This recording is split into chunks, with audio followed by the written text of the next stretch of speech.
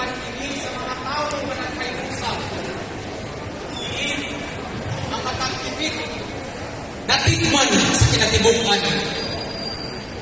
Kabutang sa kinsakupan nga wala mawatas-watas. Usa nga republika makianayon gawas nun ug may magaling na.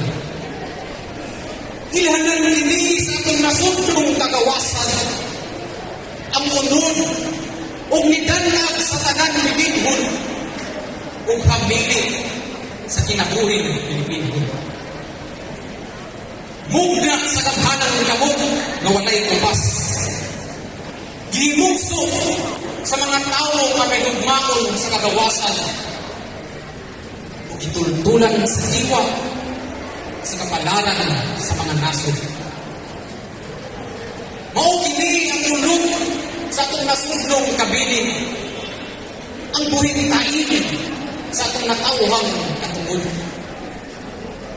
Sa iyang ngalan, nahitala sa kasaysayan ang katukuran ug ang pangambalay sa atong nasod. Ang iyang kasibot, mulunglag ang tug sa katapusan sa panahon. Ug ang iyang mga mithi, munggutan tamang kung mahanaw na ang mga nasod ug ang mga langit.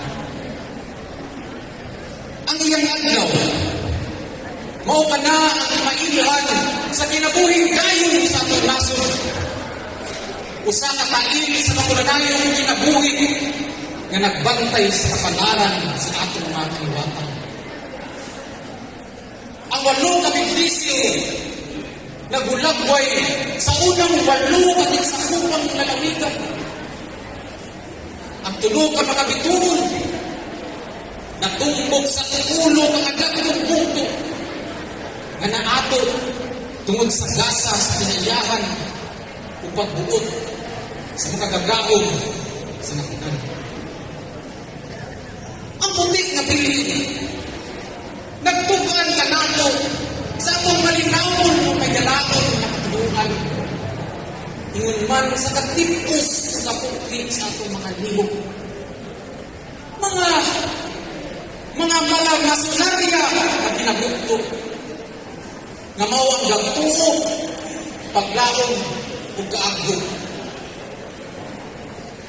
Ang bughaw kawanan nagkahulugan sa atong pagkamakinasunon o ang nagkawan-kawan ng mga tamdagan o katuyuan. Ang pula nga napak nagmantala sa atong ikabangbang ng mga pulong na atong kinuptanan sa kataan ng langit. Sa kinatibukan, ang adlaw, ang biliin, o ang tulog ang mga bituon na nagbuhag sa atong bandila. Mga taimi kini sa masunod. Ang panagkinigsunay sa tao, ubos sa pagkaamahan sa atong Ginoo. O pinasigat sa mga dagko sa atong mga katagulangan. Hinaot, magpadayon kini pagkaya hangtod sa hangtod. Ibabaw sa yuta sa malipayon ng mga katawhan. Nagkayab ang atong bandila. Imailhan sa tanak sa unaan niya kung makinasudlon na kamulugan. Ang makununayon na nidanag sa atong katawhan alang sa kinabuhi sa kalinaw, kaugalingan o kagawasan. Paubos ngadto kaniya. Tungod kay kini ang kail sa kalipay o pagmaya sa atong mga kinikanan sa mga siglo na naglabay na. Hagdi siya.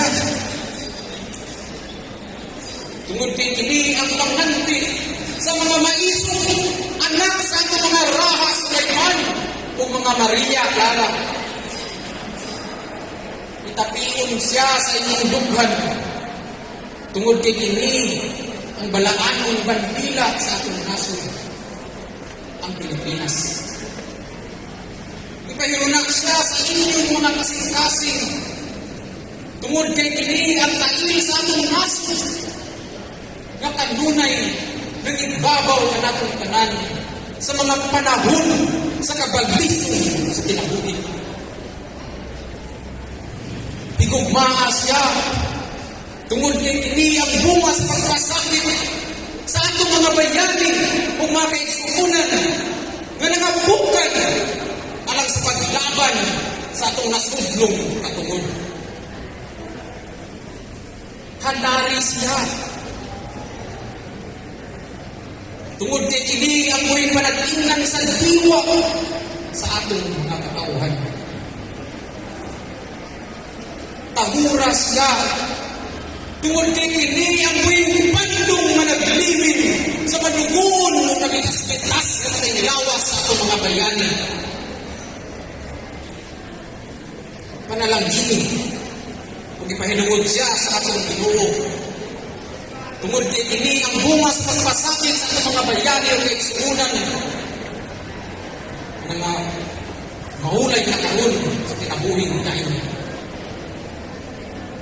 Isalig siya sa atong Ginoo o sa tawhanong kangayan.